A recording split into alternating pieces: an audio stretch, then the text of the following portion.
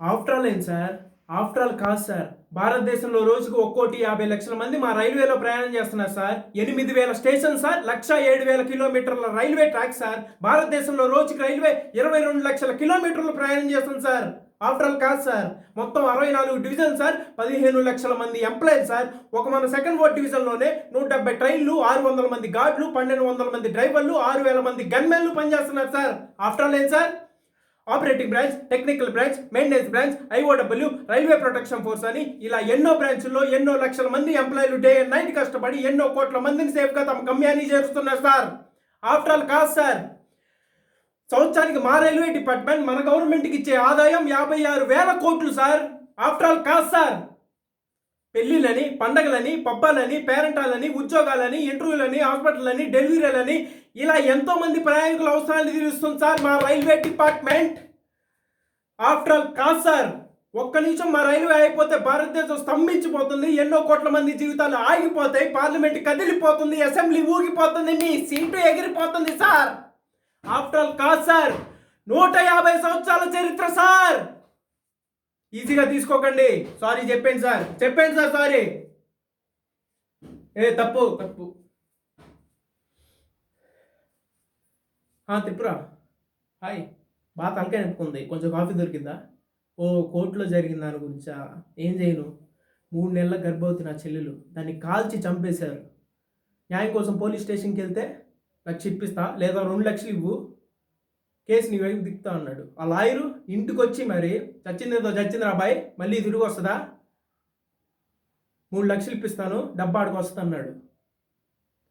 ఆ డాక్టర్ ఏమన్నాడు? A cure medical mental depression. Gayatri పిచ్చిదని త్రిపుర.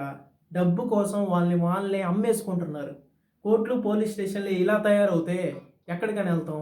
ఇంతకన్నా ఏం చేస్తాం? ఇదేంటో తెలుసా?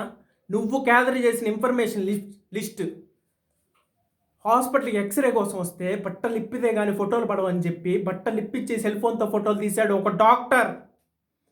గ్యాస్ట్రాంటాలజిస్ట్ అమెరికా రిటర్న్ లేడీ పేషెంట్స్తో ఆడుకుంటున్నాడు. మరి వాడికేం పోయే కాలం? ఉన్న భార్యను చంపేసి ఇంకో పెళ్లి చేసుకొని దాన్ని కూడా టార్చర్ చేస్తున్నాడు ఒక ఐఏఎస్ ఆఫీసర్. అరే పెళ్ళాన్ని తగలెట్టేసినాడు ఒకడు. ట్యూషన్కి ఇంటికి వస్తే అమ్మాయిలు మాయం చేసిన ఒక లెక్చరర్, 10th క్లాస్ అమ్మాయి త్రిపుర. లొంగపోతే ఎగ్జామ్లో ఫెయిల్ చేస్తానన్న ఒక మాస్టర్. అరే పల్లెటూరు నుంచి సిటీలకు వచ్చే అమ్మాయిలు బ్రోకర్ హౌస్గా అమ్ముతున్న ఒక ఆటో డ్రైవర్. మరి అదే అమ్మాయిల్ని ముంబైకి, ఢిల్లీకి, కోల్కతాకి అమ్మేస్తున్న ఒక కార్పొరేటర్. చాలామంది రాక్షసులు ఉన్నారు త్రిపుర. చిన్న చిన్న పిల్లలు ఉన్నారు, చాలామంది గాయత్రులు ఉన్నారు. నువ్వు ఒక మాట అడిగా గుర్తుందా? నాకు గాయత్రికి నువ్వున్నావురా, కానీ వీళ్ళందరికీ ఎవరున్నారని. అప్పుడు నిజంగా అర్థం కాలేదు త్రిపుర, వీళ్ళందరికీ ఎవరున్నారులే అని. ఫుల్ బలిసి పిచ్చి పట్టిన కుక్కల్లా రెచ్చిపోతున్న ఈ లంజా కొడుకులకి ఎవరో ఒకరు సమాధానం చెప్పి తీరాలే. కానీ ఎవరు చెప్తున్నారు? నువ్వు టీవీలో చూపిస్తే ఫ్రీగా కూర్చొని చూసి ఎంజాయ్ చేస్తున్నారు జనం. ఈ జస్ట్ ఎంటర్టైన్మెంట్. అందుకే నేను చెప్తా సమాధానం. హే రంగు రబ్బా రబ్బా అంటుంది రంగు పొలుసే. ఓ నమస్తే మేడం, సారీ మేడం, మీకు అబద్ధం చెప్పాను. కూర్చోండి మేడం. ఇందులో పెద్ద కన్ఫ్యూజన్ ఏం లేదమ్మా. అసలేంటి వీడు ఇంకెంతమందిని చంపుతాడు, ఎక్కడ వరకు వెళ్తాడు, ఎప్పుడు ఆపుతాడు, ఇలా మీకు కొన్ని డౌట్లు అంతే. అమ్మ, కాలేజ్ అనేది ఒక దేవాలయం. అక్కడికి ఎంతోమంది ఆడపిల్లలు చదువుకుందామని వస్తే ప్రేమ అని వెంటబడి, కాదంటే మేదర కత్తి తెలుసా అమ్మ, దాంతో నరికేశాడమ్మా. రక్తపు మడుగుల్లో ఉన్న అమ్మాయిని ఈ చేతుల్లో పెట్టుకొని హాస్పిటల్కి వెళ్తుంటే చేతిలో హాల్ టికెట్ పట్టుకొని ఎగ్జామ్ రాసిన తర్వాత హాస్పిటల్కి వెళ్దాం అన్నయ్య అంటూ పాపం అమ్మ గిల్ల కొట్టుకొని చచ్చిపోయింది. అలాంటి వాడిని అక్కడే రాళ్లతో కొట్టి చంపేయకుండా ఇక్కడ కూర్చోబెట్టి దున్నపోతును మేపినట్టు మేపుతున్నారు. వీడి మీద కనికరం చూపించమని బయట మన సోకాల్ మానవతావాదులు సొల్లు కారాలు గారుస్తున్నారమ్మా. ఇంతకంటే ఏం చేయనమ్మా, ఇంకేం చేయను. సార్ నేను చెప్తాను సార్ నమస్కారం సార్. మొత్తం 49 మర్డర్లు సార్ నేనే చేశాను సార్. పూర్తి స్పృహతో, పూర్తి ఆరోగ్యంతో, అన్నీ తెలిసి పకడ్బందీగా ప్లాన్ చేసి నేనే చంపాను సార్, నేనే చేశాను సార్. దానికి పూర్తి బాధ్యత నాదే సార్. మీరే శిక్ష విధించిన అంగీకారమే సార్. కానీ శిక్ష విధించే ముందు ఒక 2 నిమిషాలు మాట్లాడే ఛాన్స్ దొరుకుతుందా సార్? 2 నిమిషాలు సార్. Thank you sir.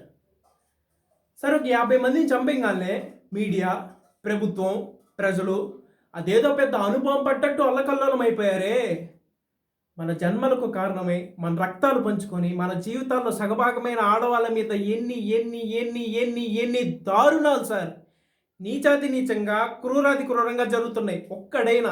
ఒక్కడైనా సార్ పట్టించుకున్నాడా, ప్రశ్నించాడా, నిలదీశాడా, పోనీ ఆపే ప్రయత్నం ఏదో చేశాడా? అసలేం జరుగుతుంది మన దేశంలో? మన అమ్మలు, మన అక్కలు, మన చెల్లెళ్ళు, మన కూతుళ్ళు బయటకు వస్తే తిరిగి వచ్చేంతవరకు ఎందుకు సార్ భయంగా ఉంటున్నాం? బిక్కుమంటూ ఎందుకు ఉంటున్నాం? అరే వాళ్ళు ఏమన్నా అడవుల్లోకి బాంబుల మధ్య లేదా అడవుల్లోకి వెళ్ళిపోతున్నారా? అరే మళ్ళీ మనుషుల మధ్యకే కదా సార్ వెళ్ళేది. ఆడది బయటకు వస్తే చాలు సార్, సందుల్లోను, రోడ్లలోను, బస్టాపుల్లోను, బస్సుల్లోను, రెస్టారెంట్లోను, ఆఫీసుల్లోను, పోస్ట్ ఆఫీసుల్లోను, పార్కుల్లోను, కాలేజీల్లోను, ఎక్కడ పడితే అక్కడ సార్ కామంతో చూస్తున్న కొన్ని వేల కళ్ళ మధ్యలో నడవాలి సార్ మన స్త్రీ. ఎప్పుడు ఎవడు ఎక్కడ ఏం చేస్తాడనే భయం సార్ మనకి. అరే స్త్రీ అంటే సక్షణ ఏంటి సార్ ఈ పరిస్థితి? దరిద్రం. పుణ్యభూమి, వేదభూమి, కర్మభూమి, ఇలా ఇన్ని పేర్లున్న మన దేశానికి ఈ కర్మ ఏంటి సార్? మాతృదేవోభవ అని మొదటి నమస్కారం స్త్రీకే పెట్టమని చెప్పిన మన భారత సంస్కృతి ప్రపంచానికి చాలా నేర్పింది, కానీ మనకే ఏమీ నేర్పిలేకపోయింది. ఇదే దేశంలో రావణాసుడు అనే ఒక సెక్షువల్ పర్వట్ని సీతమ్మ తల్లిని ఎత్తుకెళ్ళాడని కోతులతో కలిసి వాడి సామ్రాజ్యాన్ని సర్వనాశనం చేసిన రాముని చూసి మనం ఏం నేర్చుకోవాలి సార్? ఒక ఆడదాని కొంగులు అయితే 18 లక్షల మందిని పిచ్చి కుక్కల్ని చంపినట్టు చంపిన మహాభారతాన్ని చూసి మనం ఏం నేర్చుకోవాలి సార్? నేర్చుకున్నాం సార్. ఆడవాళ్ళని ఎత్తుకుపోవటం, చీరలు లాగటం. Great country sir. Salute to my country and my culture. Salute sir.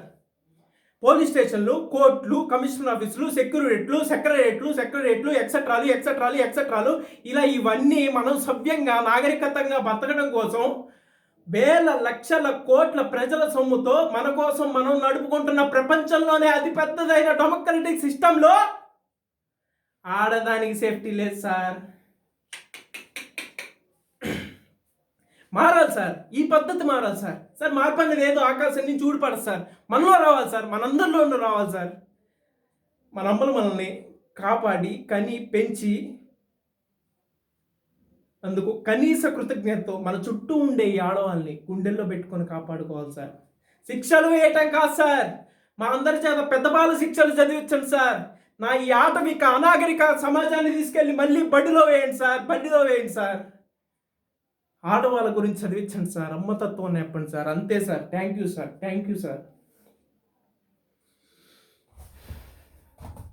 హత్యలు చేసి నిర్భయంగా నిర్లజ్జగా ఒప్పుకుంటున్న ఈ రాఖీ సభ్య సమాజంలో బతకడానికి అనర్హుడిగా భావిస్తూ ఇండియన్ పీనల్ కోడ్లో ఆల్ పాసిబుల్ సెక్షన్స్ ప్రకారం 49 సార్లు ఉరిశిక్షలు లేదా 49x14 686 కఠిన కారాగార శిక్ష విధించడమైనది. ఒక్క నిమిషం. Rakhi, your right, he's right. మన తల్లులకు, చెల్లెలకు, భార్యలకు జరుగుతున్న అరాచకంలో ఆపడానికి this system has failed. He's right. ఇలాంటి ఒక భారతమాత వీర పుత్రుడికి శిక్ష వేయాల్సినందుకు నాకు సిగ్గుగా ఉంది. I'm the shame it. నా జడ్జి పదవి రిజైన్ చేస్తున్నాను. 28 సంవత్సరాలు ఓటు మెరగని లాయర్ని నేను. చాలా రోజుల తర్వాత మళ్ళీ ఈ రాఖీ కేసుని టేకప్ చేస్తున్నాను. హైకోర్టు, సుప్రీంకోర్టు, పార్లమెంట్ మొత్తం కదిపోయినా సరే మళ్ళీ ఈ రాఖీని బయటికి తీసుకొస్తాను. వీడు మన దేశానికి కావాలి. చాలామంది రాఖీలు కావాలి. రాఖీ జిందాబాద్. దయచేసి నన్ను హీరోని చేయొద్దమ్మా. అలాంటి వాడి అవసరం కూడా మీకు రాకూడదు. ఆడదంటే కేవలం వంటింట్లో కూర్చొని కూరలు తరవటే కాదు, తేడా వస్తే అన్యాయం చేసేవాడి మెరకై తరిగేలా పెరగండి అమ్మా. మిమ్మల్ని మీరే కాపాడుకోవాలి. వస్తానమ్మా.